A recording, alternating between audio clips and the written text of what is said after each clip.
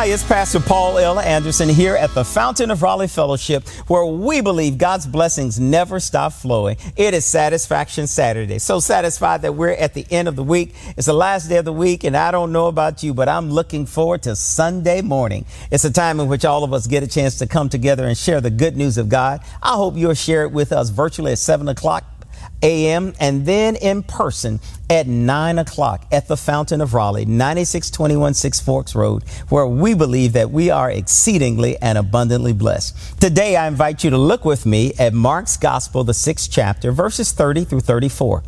This becomes a great illustration of how we see Jesus moving in power and in might.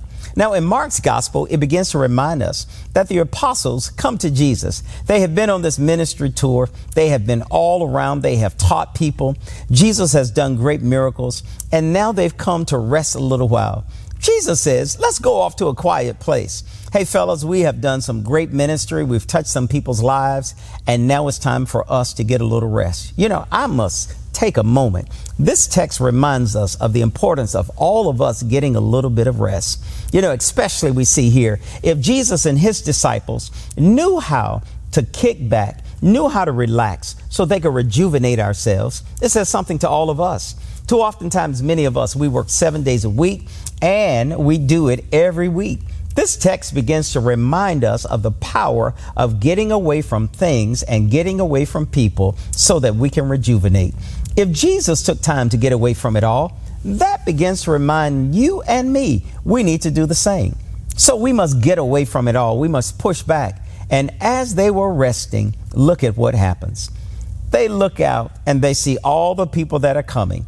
They're trying to get away to get a little bit of rest. The apostle said to them, look at all the people, and it's evening. I'm certain that they're hungry.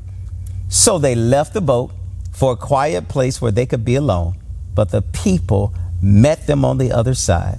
And when they get there and they see the crowd, and as they step off the boat, Jesus realized these people are hungry. And guess what he does? Only what the master would do. He feeds them.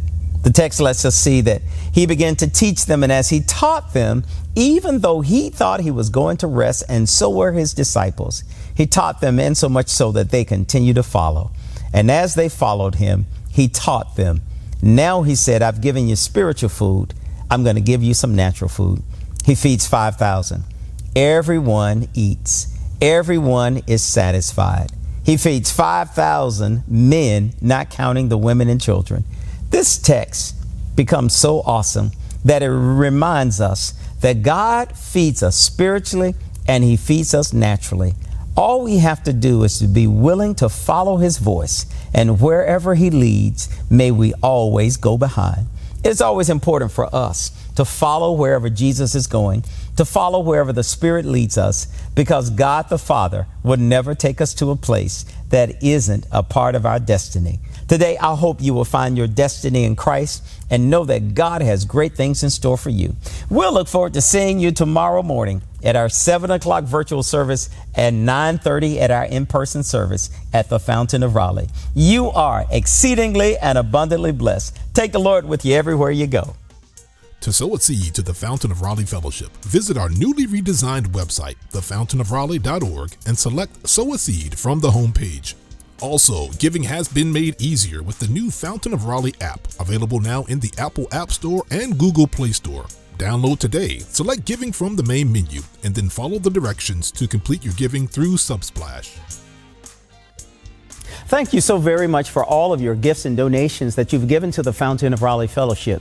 We thank you for what you've done in the past, what you're currently doing, and what you will do in the future. Your gifts and donations helps us to spread the gospel of Jesus Christ, not only locally, but throughout the world.